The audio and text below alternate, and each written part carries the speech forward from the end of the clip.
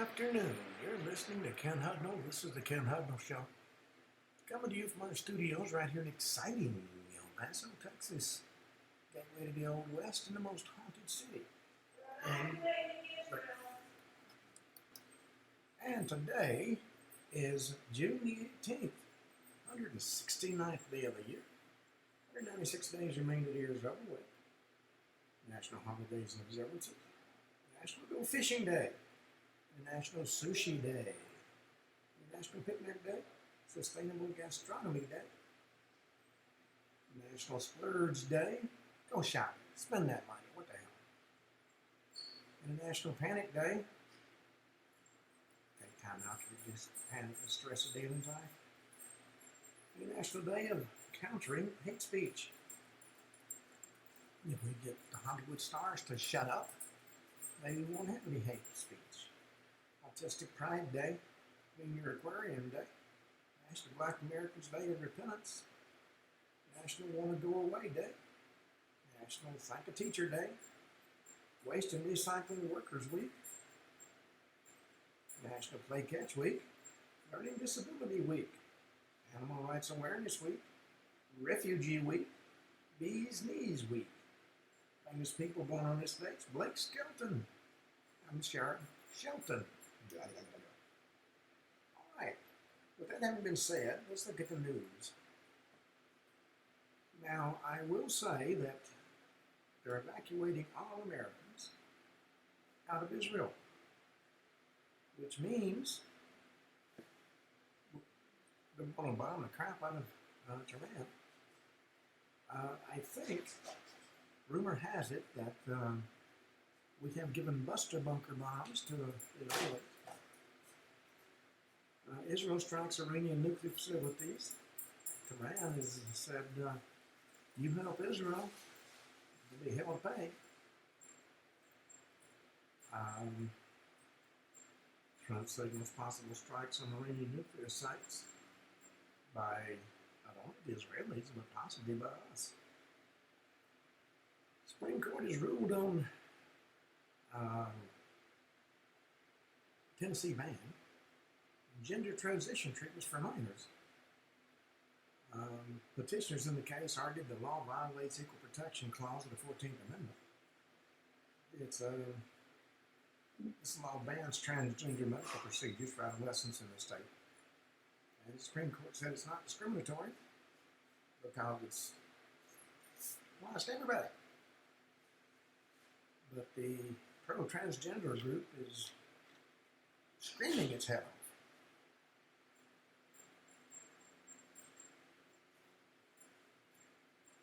Obama criticized some fluent liberals in his speech. The ones are going to face some tough choices. Red jumpsuit apparatus singer claims his vote predictions about Trump have come true. And he slammed President Trump's supporters, especially Christians. Says, I don't want you to come to my concerts. So when he and his bandmates are there by themselves, I wonder what they're going to do. They have found Irish Prime Minister Michael Martin said the Irish officials have begun excavating the grounds of a former home for unwed mothers, which they say contains the remains of about 800 babies and young children who died there. Sounds to me like grounds to open criminal investigation. Kate Middleton is pulled out of the Royal Ascot appearance. Prince William will attend the event without his wife. She recently completed cancer treatment. There's an actor who has sued Tyler Perry for $260 million. He claims that he had his part returned for sexual favors to Perry.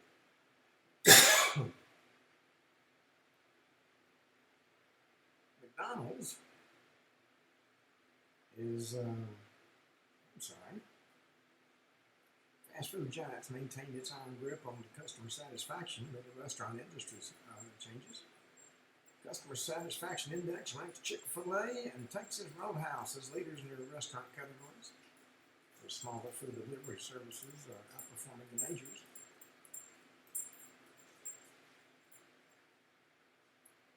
Senators hold a hearing analyzing how the cover-up of Biden's mental declining endangered America.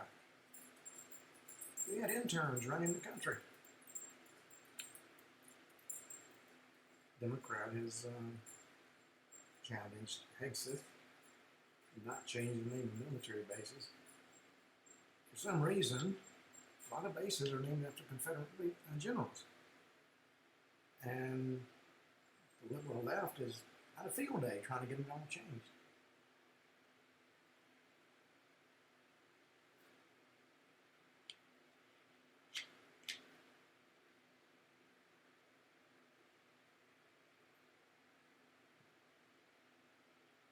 All right. Indian American state senator wins the Democratic primary for Virginia lieutenant governor. Former Richmond mayor, Green Bay Packers safety, and school board chief all vied for that position.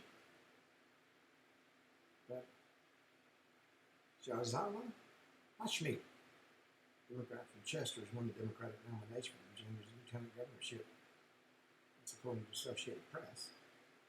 Hashmi is an immigrant from India, said on her campaign site that she's the only candidate endorsed by both abortion rights groups and Labour.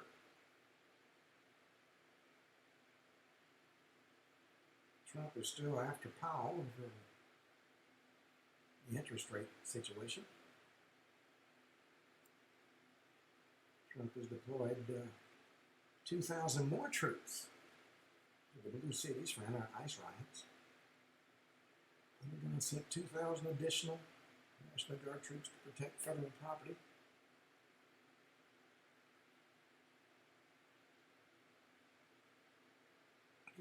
Additional California Army National Guard soldiers have been activated in a Title X status to support the protection of federal functions, personnel, and property in Los Angeles, according to a news release. 49th Military Police Brigade will be sent to serve alongside the 79th Infantry Brigade combat team and the 2nd Battalion, 7th Marine Regiment in the direction of Task Force 51.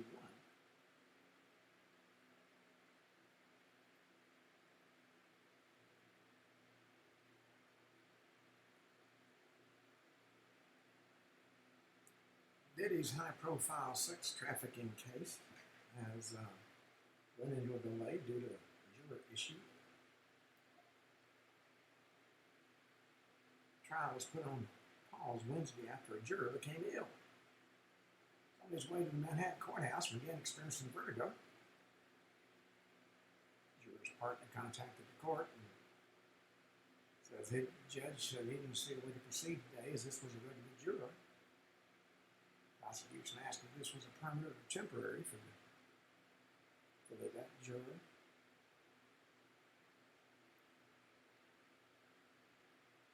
Again, it's not going to excuse the juror, but perhaps pause the trial for a day.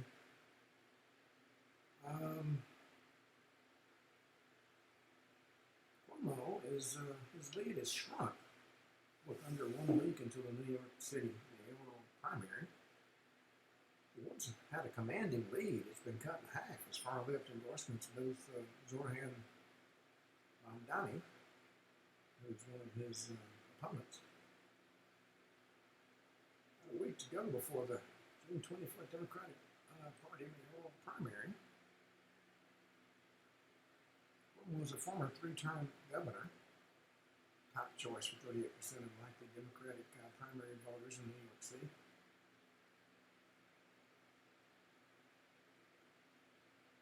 Border Patrol chief has revealed a phenomenal shift as migrant releases have plummeted to zero.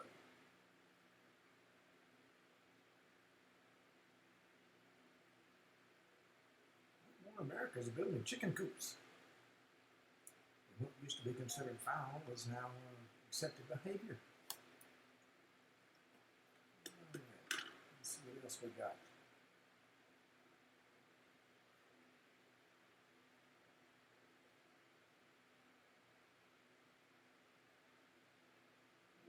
There's a popular YouTube Dr. Mike whose warnings for the Make America Healthy Again movement. He's open to meetings RFK Jr. despite criticisms. Dr. Mike is a social media star, which of course makes his opinion more important than anybody else's. Evangelical leaders are praising Trump's continued support for Israel during the war with Iran. Hurricane Eric has been formed. Impact appears directed at Texas. Well, in Colorado, deputies are searching for thieves who stole $1.4 million in Nintendo consoles. Tenement Towers chairman Frank Siller is on the campaign trail talking about veteran homelessness.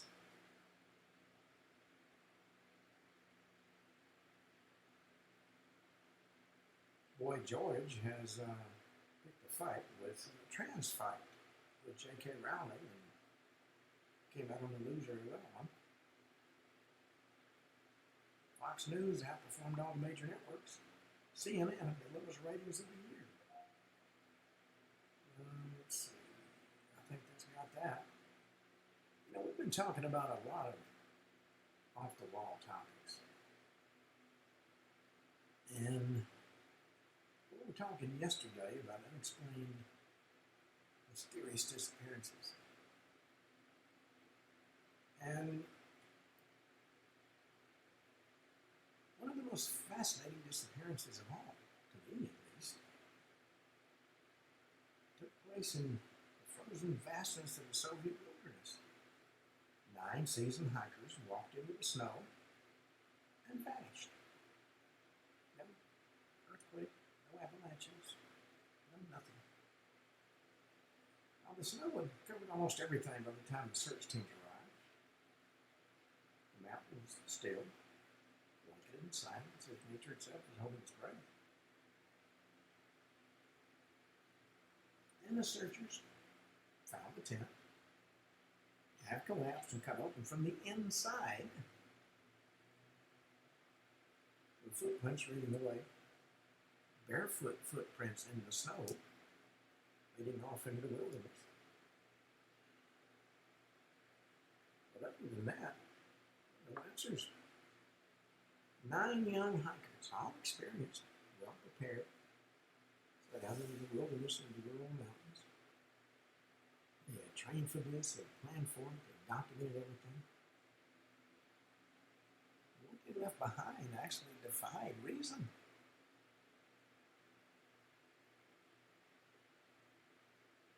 Now, scattered bodies were found days or weeks apart. Some were nearly naked in the snow. Others had crushed bones, missing eyes, all without any signs of a fight. As if something had driven them out of their shelter in panic into a night where the cold wasn't the only thing to fear. Whatever happened, it didn't leave any truth behind. It just left fragments and a lot of questions. Torn diary page, a final photograph, a broken watch.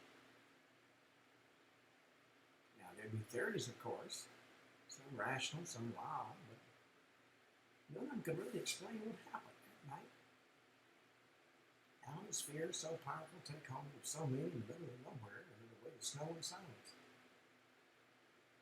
This was the Outlaw Pass, Russia, 1959. It was in the frozen 100-year-old mountains where the wind howls through white silence. The night stretched longer than fear itself. Something happened that still hasn't been explained.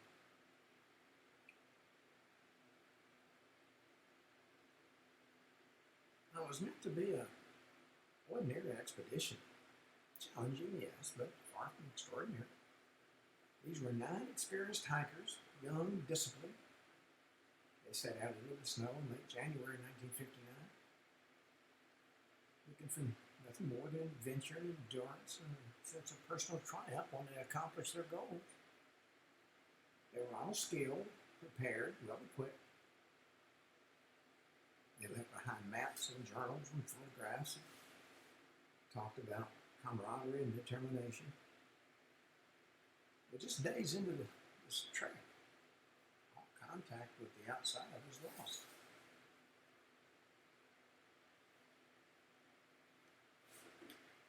When the search teams finally reached their last known location, a remote slope now infamous as the Hudnall Pass, what they found absolutely defied understanding. The tent had been slashed open from the inside. Personal belongings lay arranged, untouched by the chaos that followed. Barefoot footprints right out into the snow. Some of the hikers were found days later, partially clothed, with injuries that made absolutely no sense. Crushed bones, but no bruises. Radiation traces, missing their tongues and organs. Other bodies were hidden deeper in the woods and trying to run from something they couldn't outrun. Nobody knows what caused 9 people to abandon their shelter in the middle of a frigid night, exposed to lethal cold and unseen terror. What force, human, environmental, or something else, could have triggered this type of panic? The deeper the investigation went, the stranger the answers became. Now, of course, there are a number of theories, but before we look at that, we have to look at the most haunting truth.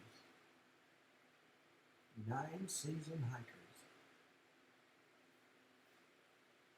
died with no explanation. They were novices. Each member of this expedition had faced harsh winters before. They knew how to read the landscape, how to prepare for the elements, how to work as a team when conditions turned brutal. It's like this whole thing so unsettling. Not just the fact they died, but how they died. And none of it makes any sense. Some were found with shattered ribs and fractured skulls, without any external wounds. Others are barely dressed, face down in the snow as if they fell asleep in mid-flight. They were discovered inside the remnants of a small fire. Their hands were burned, their bodies almost naked. Few were found weeks later in a nearby ravine, buried in the deep snow. Signs of trauma so extreme it looked like they'd been in a car crash. No vehicle, no signs of combat, no footprints except their own. The scene was a complete riddle of contradictions. The tent had been cut open from the inside as if they were fleeing something from inside the tent, or terrified of something approaching. They left behind coats and boots and gloves and food and even a camera. Whenever it scared them so powerful enough that it overrode training, instinct, and logic, it was just the death that claimed them. It was the panic that led to the death. So what did they see? Force would scatter a group so quickly, so violently, and leave behind no trace but fear frozen into the snow. The investigators have been baffled trying to answer that question. It's been over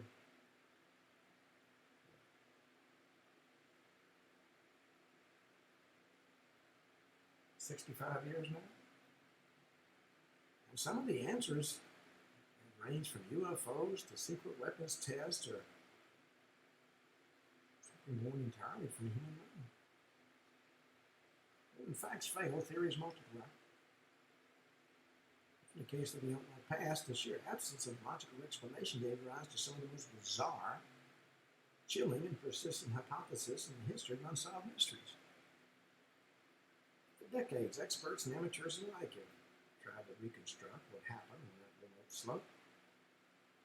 But its theory seems to open more doors than it closes. One of the earliest, most enduring ideas involved secret military experiments. That area, remote and sparsely populated, might have been used for weapons testing. Could those hikers have stumbled on something they weren't supposed to see? Some point to the radiation found in the clothing. Others point to the strange burns and injuries on the bodies. Of course, no official record confirms any operations, but the Soviets are known for keeping everything top secret. But of course, there are the theories that involve the unknown, such as UFOs. A number of reports mention strange orange lights seen in the sky during the days of the incident. Locals talk about unexpected aerial phenomena long before the term was fashionable. Were the hikers terrified by something they couldn't understand? Something from another world, as it were? But the most haunting theory might be the most human. What if it was fear itself? An avalanche, a sound, a creeping sense of dread amplified by cold and isolation. An initial moment of panic, magnified by darkness, triggered a cascade of fatal decisions. Could well-trained minds crack under the pressure of an invisible threat? We may never know the truth, but the chill that lingers around this case isn't just from the snow and the wind. It comes from something deeper. The sense that whatever happened that night defies logic, time, and explanation. It's been referred to as the coldest mystery of the 20th century. Now, the Hudnall Pass incident was enduring not because of what is known, but because of what is unknown. 60 years have passed since that night of chaos in the snow. Still no single theory is offered any kind of clarity. Every explanation comes with contradictions. Every new piece of evidence only deepens the shadow. It's as if the mountain itself swallowed the truth, frozen beneath the ice. And the case is more than a mystery, it's a mirror. It's our discomfort with the inexplicable, our fear of nature's indifference, our inability to accept that sometimes there are no answers. Official investigations have been opened and reopened and closed and reopened again. But still, the silence remains. There's no confession, no survival, no final word. There's 9 lives snuffed out. And the world wondering what happened. To this day, the Hudnall Pass has become shorthand for the unknowable. The story passed from generation to generation. Always retold, never resolved. It stands not only as a tragedy, but as a symbol of human vulnerability in the face of something vast. Something merciless, something hidden. The snow's long since fallen again on that lonely slope, erasing footprints and softening the ground where questions still lie buried. And while some mysteries unfold in frozen silence, others vanish in the thick heat of the jungle. The danger is louder and wilder, and closer than you think. After my years in the jungle, I can tell you, danger can come from any direction at any time. What happens when a man of privilege steps into a world that refuses to be tamed? This story is about what happened to a millionaire who vanished in the jungle. Now, there are cases about places in the world where maps lose meaning. The landscape resists direction, or the line between civilization and something far older begins to blur. In these places, wealth becomes irrelevant. Names lose their power in the jungle. Decides who can enter and who can never return. We're talking about Michael Rockefeller. He wasn't a man unfamiliar with power, but one of the most influential families in American history is surrounded by structure and protection and privilege. But he chose to leave it all behind. Not for comfort or glory, but for curiosity.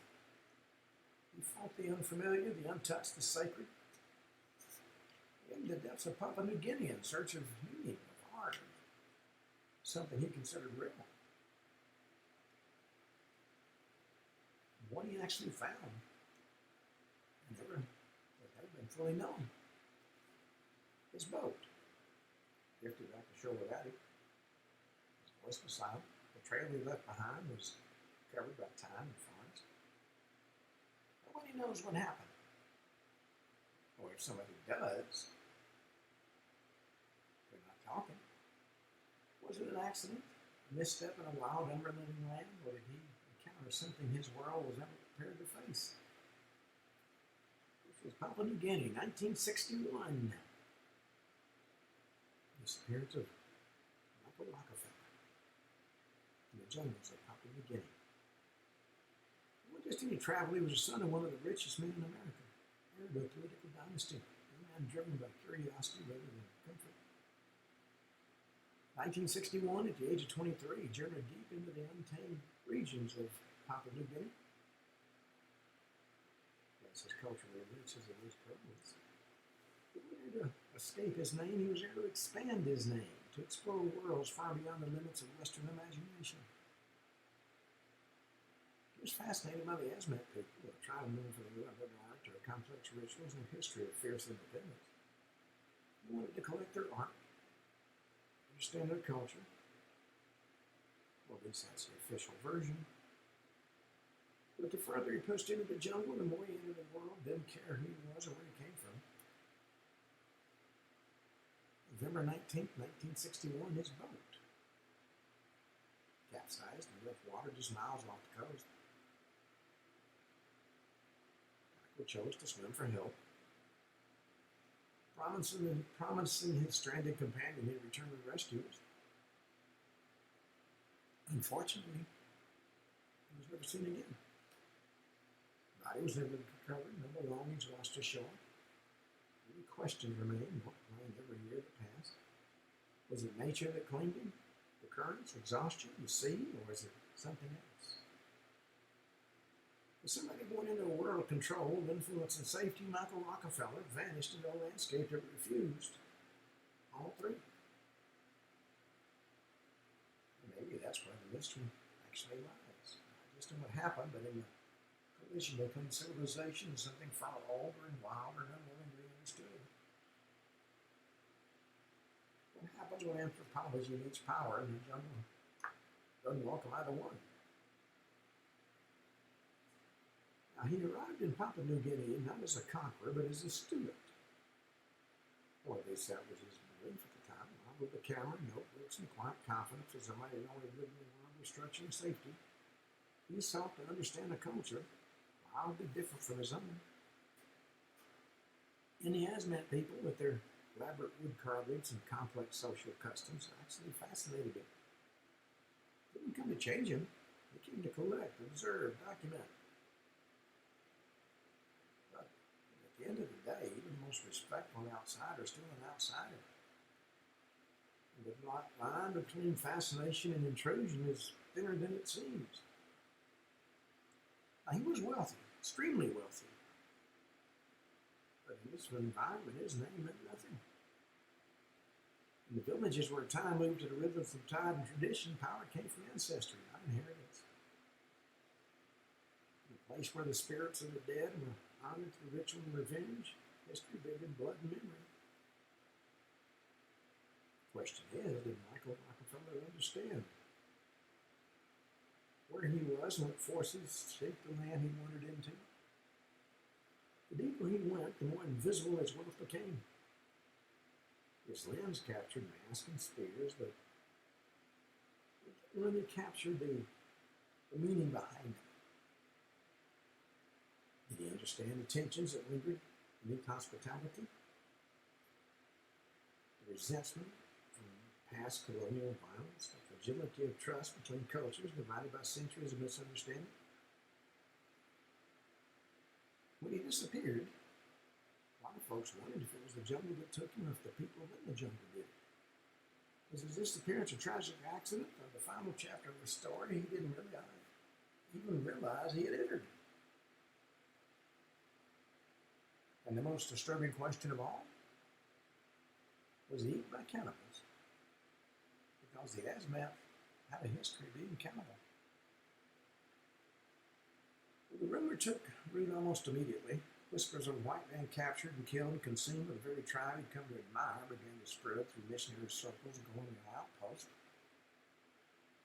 They were too lurid to ignore and too persistent to dismiss.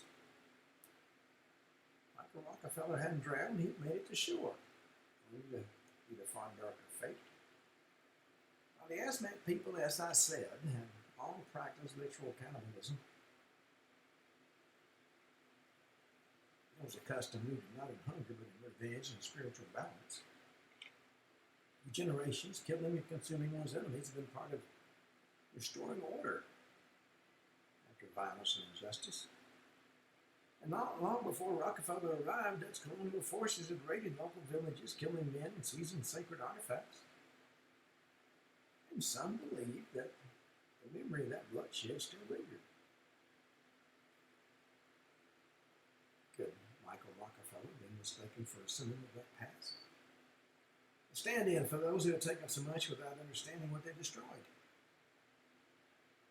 Was his death the tragic outcome of being in the wrong place at the wrong time? A lone outsider in a world shaped by forces far older than diplomacy. Well, decades later, investigators and journalists and even missionaries claimed to have found confirmations. Hushed testimonies, coded carvings, rumors passed like secrets across campfires. No body was ever recovered. No definitive proof ever surfaced. Maybe that was what keeps the theory alive. The possibility is somewhere in a remote village, shut into the jungle, somebody somewhere knows the truth. But the question surrounding the Rockefeller's disappearance didn't end with tribal legends or anthropological debate. In fact, they said it reached far beyond the island, all the way to classified corners of U.S. intelligence. Even the CIA took an interest. On the surface, his disappearance was a tragic personal story. Young heir of one of America's most powerful families gets lost in the wilds of New Guinea. Behind that story, there was a broader, more complex reality. This wasn't just the son of a wealthy art collector. This was the son of Nelson Rockefeller. At that point in time, the governor of New York and future vice president of the United States. Early years of the Cold War. Every corner of the globe would be a stage for influence. His disappearance wasn't just a mystery, it was a potential geopolitical event. The region where he vanished was under Dutch colonial rule, but tensions were mounting. Indonesia was asserting its claims. The U.S., deeply invested in regional stability, was watching closely. What if Michael Rockefeller had been captured? What if he'd fallen into hostile hands? His fate, unknown to the public, is being negotiated behind closed doors. The rumors emerged. CIA had quietly investigated the disappearance, looking not just for answers, but for implications. The classified documents suggest the intelligence operatives may have been following leads, questioning missionaries, and trying to determine whether this was more than just a tragic misadventure. They feared that apparently the political fallout of a Rockefeller being killed or used in the volatile region. Maybe, just maybe, they knew more than they ever revealed. What they found and what they chose to hide remains buried beneath layers of secrecy. Maybe the presence of intelligence agencies in the story of anthropology, art, and loss adds a calculated shadow and already haunting disappearance. If you think the collision of power and secrecy and silence can't be a little more unsettling, let's turn to one of the most secure sacred sites on the planet. Vatican City. Emmanuel Armandi vanished in the heart of the Vatican itself. Now, there are stories that unfold in silence. There are those that disappear in plain sight. When a person vanishes, we often imagine it happened in the shadows, on the cover of the night, away from any possible witnesses. But sometimes the most disturbing mysteries begin in the most visible of places, surrounded by people, by institutions, by power. Now, this was a girl, a daughter, a student, a young citizen of the world's smallest and most secretive country. Yes, Vatican City is its own country. Her life was quiet and predictable. She walked to music lessons, answered her father's calls, lived among the domes and echoes of the Vatican walls. Nothing suggested any possible danger to the day it happened. Now, her absence was immediate and definite. The world stood there, and he took notice. The world watched. And no one said anything. As time passed, the search became something else. Not just a plea for answers, but a reckoning with silence. Rumors of death, of politics, of threats buried deep within marble halls. Whispers pointed in every direction. Maybe it's organized crime, maybe it's state secrets, maybe even saints. So how can a girl disappear in the most secure city on the planet? How can those closest to God remain so far from clarity? Venezuela, Vatican City, 1983. Why is her story been so slow to come out? She was the 15-year-old daughter of a Vatican employee, a music student, between the ancient walls of the most secretive city-state. It was a warm afternoon in June of 1983. Time for a flute lesson, never came back. The case became the most enduring mystery in modern history of the Vatican. A story that blended innocence with power and disappearance with silence. Well, her life unfolded within narrow streets and quiet courtyards of a place unlike any other. Vatican City was a sovereign enclave where spiritual authority and political influence coexist in perfect tension. Should have been a straightforward search for a missing teenager turned into something else. Confusion, misdirection, contradictions, and always silence. For years, her family begged for answers. Appeals had been made to popes. Investigations were promised and then closed without any end result. Leads surfaced only to vanish just as quickly. She didn't just disappear from a city, she vanished from the most secure place on the planet. The early disappearance became symbols and whispers of something larger. The connections that stretched far beyond just one single girl. How does somebody vanish in the shadow of St. Peter's Basilica with the eyes of a nation watching and nobody seeing anything?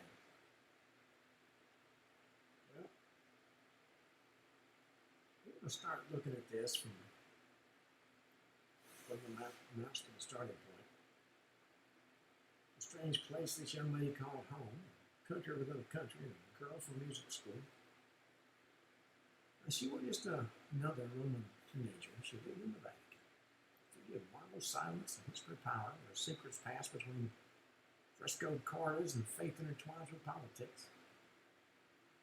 The world was small and sacred, bounded by the walls of a place most people would connect through pilgrimage or maybe the history books. She played the flute. She laughed with friends, or the simple uncertainties of adolescence. One afternoon, she stepped into the ordinary streets of Rome and vanished. The goal in the Vatican is to live in the heart of global Catholicism. Her fathers worked for cardinals and children, attended music lessons in the shadow of St. Peter's. It's also to exist in a space that's tightly controlled, where movement is watched and lives are recorded in silence. Her routine should have been predictable. Her route known. Her safety assured. On that particular day, something happened. Something ancient and visible reached into her life and pulled her away from everything familiar to her. The disappearance was a fracture in the image of the Vatican so carefully maintained. Mission began with a missing teenager. It expanded into something stranger and deeper, more disturbing. For some, it was unthinkable such a thing could happen in the Vatican. For others, it was precisely because of where she lived that it could actually happen. The series multiplied and timelines twisted, a new layer emerged. Darker, criminal, uncomfortably close to the sacred. Could it be that her disappearance wasn't just a tragedy, but a transaction? Could it be the clues point both to the mafia and to the Holy See? What began as a disappearance of a girl turned into a maze of shadows where innocence brushed against power and whispers led down corridors few dared to follow. In the weeks after she vanished, anonymous phone calls began to surface, strange accented voices offering cryptic clues, claiming she was alive, being held as part of an exchange. But now the question becomes, an exchange for what? Soon one name emerged again and again. Amen. Aga, man who attempted to assassinate Pope John Paul II just 2 years before. Some said Emmanuel was being held as a leverage, a pawn in a game of international terror and quiet diplomacy. Others traced the trail in a different direction, where the Italian mafia and its deep invisible ties to Rome's most sacred institution. Now, the Vatican Bank was already under suspicion in the 1980s. Its entanglements with organized crime had contaminated and claiming lives. Could she have become collateral damage in a tangled web of debts and silence and unpayable favors? Could a disappearance have been both personal and symbolic, a message sent and a secret kept? Well, even in the Vatican's apparent inaction seemed to echo louder than words. Files were sealed, answers delayed, officials evasive. Some witnesses came forward only to recant and then disappear into obscurity. Others disappeared completely. And through it all, the church stood still, dignified, distant, mute.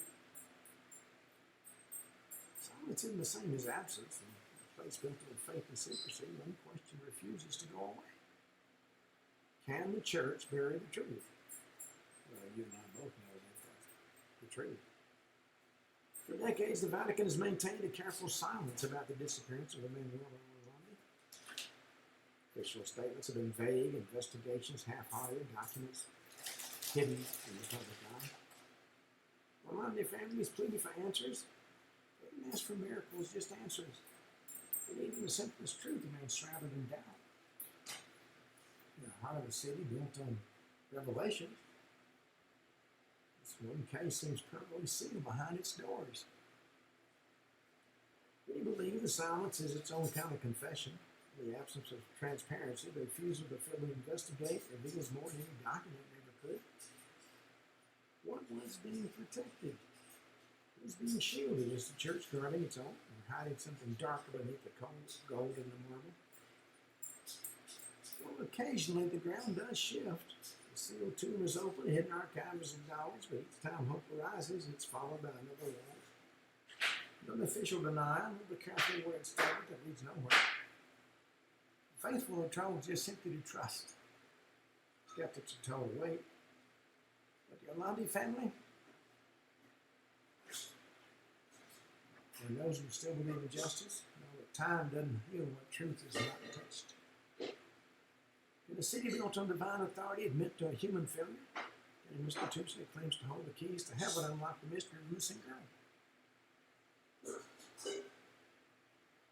Or, in this case, like so many others, we're in a ghost that haunts a quiet house long after the sun rises on another unanswered day.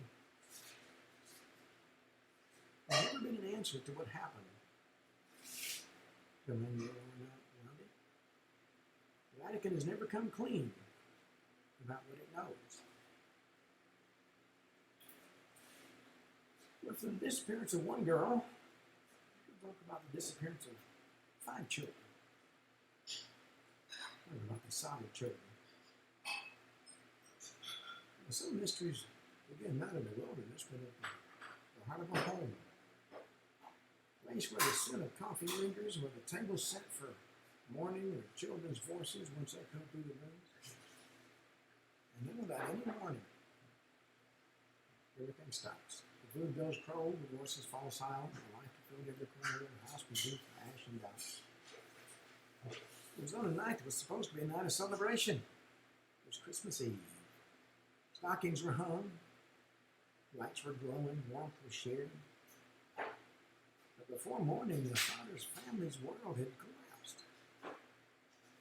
Not just in fire, though there was a fire, and in confusion, because when the flames were finally gone, the most important thing was missing. Not the walls of the house, not the furniture, but 5 of their children. There were never any answers. The burned foundation, the silence that felt too quiet, the breakfast nobody would ever be able to eat. And while the authorities offered closure, the family felt only more questions. How could so much disappear without a trace? How could fire erase not just bodies, but apparently evidence? What really happened to the Sodder children in that house on a cold December night, 1945? The location was Fayetteville, West Virginia, Christmas Eve, 1945. The Sodder family home was warm with light and laughter and smell of a holiday meal. 9 of the 10 children had gone to bed. There were presents beneath the tree. Everything was as it should have been until just after midnight, flames consumed the house. George and Jenny Sodder escaped with 4 of their children. 5 others, Maurice, Martha, Louis, Jenny, and Ben, will never be seen again. The fire was swift, fierce, and totally unstoppable. By dawn, the house was nothing but ash and, of course, there were a lot of questions. The investigators finally could search the ruins. They found something extremely strange. They didn't find the bodies of the missing 5 children. No bones, no ash, no nothing. Official explanation was the fire cremated their bodies completely. But the Sodders didn't believe it, and neither did a lot of folks who heard the story. The fire hadn't burned long enough. The heat wasn't high enough.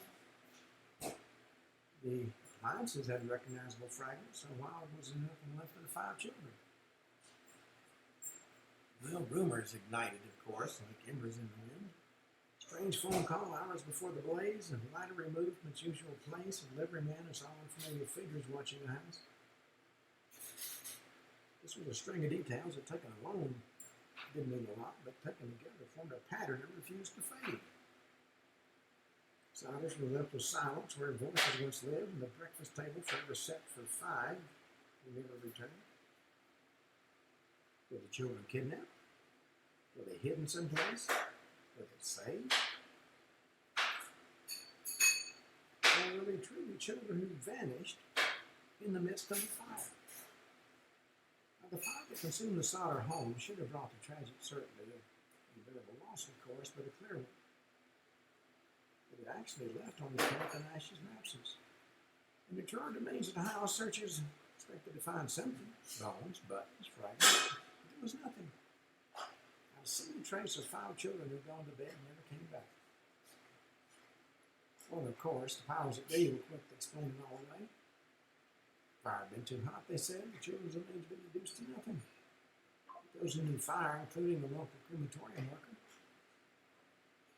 insisted that was impossible. Human bones don't vanish easily. And the fire burned just 45 minutes, not really long enough. Then came the oddities. The missing ladder found in a ditch. The phone line cut. The witness had claimed to see the children peering out of a passing car. Stories came out about strangers asking about the Sodder family the days before Christmas. Eerie spiral. Kidnapping. Vendetta. A cover-up. I haven't destroyed the house, but it ignited something else. A lot of suspicion. George and Jenny Sodder couldn't even grieve properly. No grave to visit, no final goodbye. Instead, they began to search. They wanted proof. They wanted answers. What happened to their children? And then from that silence came something totally unexpected. Letters of hope and photos from the shadows. The years passed, but the Sodder family never stopped looking. Grief actually transformed into a kind of obsession, and hope became a daily ritual. They combed the newspapers for unfamiliar faces, studied crowds for a glimpse of a child in was heaven. Powers that be told them to move on. They refused. Then came the letters, anonymous, cryptic, unsigned, some claiming knowledge of the children's whereabouts. Others offered fragments or detail, names, places, warning. Most, of course, led nowhere, but one did stand out. 1967, more than 2 decades after the fire, the Sodders got an envelope postmarked Kentucky. Inside was a photograph of a young man with dark eyes, high cheekbones, and a faint resemblance to Lewis, the fourth Sodder child who'd been 9 when he vanished. Scrawled on the back were the words that chilled the family to the bone. Lewis Sodder, I love Brother Frankie, little boys, 890132. They hired a private investigator who took the photo and went to Kentucky and vanished himself. He was never seen or heard from again. To outsiders, it all seemed too strange to be true. George and Jamie, those scattered sounds of proof their children hadn't died. They'd been kidnapped, hidden, maybe even raised under new names in a life they never chose. And who took the photo? Why'd they wait so long? They didn't know. Deep of the Sodders looked, and one question grew in the background like a shadow that couldn't be ignored. Was it revenge? Did the children survive? In the year before the fire, George Sodder had made some enemies. He was a proud Italian immigrant and local critic of Mussolini. He alienated the members of the local community who remained loyal to the regime. Tensions simmered beneath the surface, and sharp orders were exchanged, and strange men were seen on the property. Threats were dismissed as coincidence. Then came the fire. Was it just a tragic accident or something more calculated? But someone who sought revenge, not by striking directly at George, but by tearing apart what he cherished the most. And if that was the case, did they take the children before the fire? Hide them? Raise them in silence? Now, such an idea would be unthinkable, but many folks more legal than the official explanation. The Sodders built a billboard beside the road bearing the faces of their missing children. It stayed up for decades, weathered by time but untouched by doubt. They followed every lead, clung to every whisper, and refused to let the memory fade. Because in their heart of hearts, they believed the children hadn't died, they'd been taken. Well, as you might guess, to this day that case remains open, not just in files and faded headlines, but in the minds of those who can't forget. It's a mystery that lingers like smoke just out of reach from every further clearing. All vanishings occur in the dead of night and glow of fire. Some happen in broad daylight. Places filled with people and laughter and light. Or in the safety of a home like the Sodder family. Wondering, unfortunately, for that note, we've come to the end of today's show, run out of time. So until tomorrow at this time, this is Ken Hudnall for the Ken Hudnall Show, saying have a truly great